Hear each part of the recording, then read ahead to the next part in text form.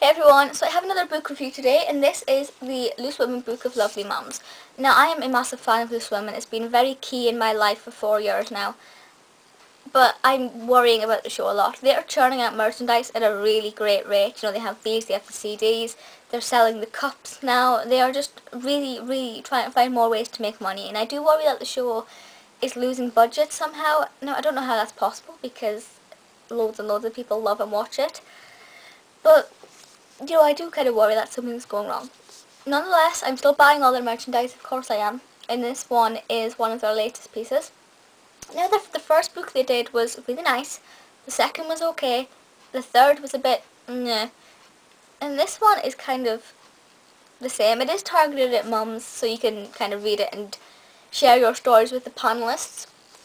All of them are in this, even though one or two of them don't have kids. Now, by all of them, I mean before Jenny came in and before Sarah was on it and Janet Street Porter, before those, it is your sort of Lynda, Carol, Colleen, Sherry, Denise, Andrea, Kate, if I missed anybody out. Let me check, there's an easier way to do this. Kate, Lisa, Zoe, Carol, Sherry, Denise, Lynda, Colleen, Jane and Andrea. So the fact that Jane has her say in this is kind of like, you know, proves kind of how old it is now, because Jane hasn't been there for like a year or something. It's been really long. The layout is pretty much the same as the others. You have your, well, let me find the page there. Hang on, bear with me. Here we go. Right, so you have your, oh my goodness, why can't I find it? There, you have the main chapter there. So this one focuses starting off before the kid's even born. Then you have a chapter called A Whale of Time. So you have your main chapter, and then you have your subheadings. And then you have your little bit there, and then right at the very end you have the name of the person who says it. So that one there is Colleen.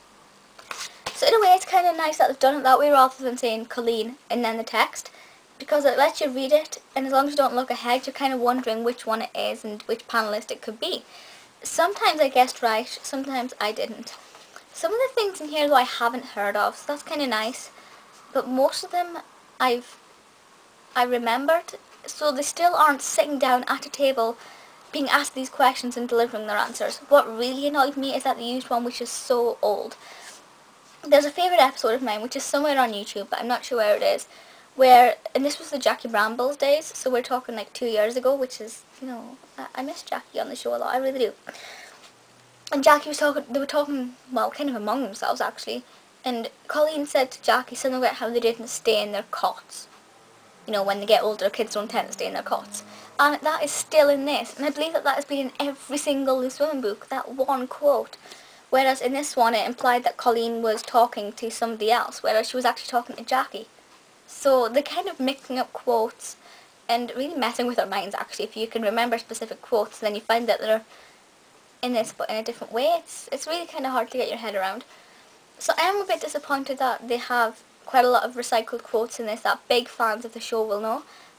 And to be honest, if you're not a big fan of the show, what are the odds that you're going to buy this?